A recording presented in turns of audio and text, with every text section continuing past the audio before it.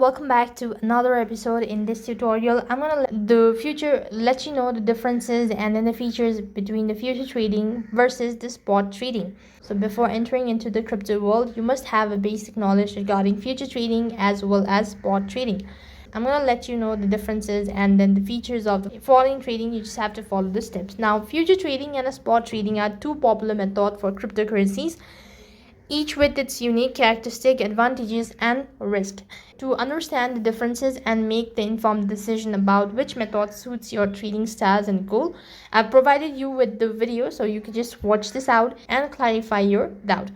Now, first thing, I'm going to start with the spot trading. Now, spot trading involves buying or selling a financial instrument such as cryptocurrencies for immediate delivery on a specified date. When you trade on the spot market, you own the actual asset. Likewise, the characteristics include you own the asset outright once the trade is completed, and the trades are settled immediately, and you can withdraw the asset or transfer them to the wallet. Trading is done with your own capital without borrowing funds, and prices are determined by current market supply and demand.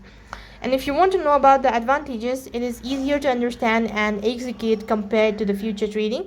And without leverage, the risk of liquidifications is eliminated. And spot trading does not have any expiry date, unlike future trades. So at the same time, it does have disadvantages. Now, without leverage, potential returns are limited to the amount of capital you invest, and spot trading might result in a slower capital growth compared to the leverage trading. Next is a future trading.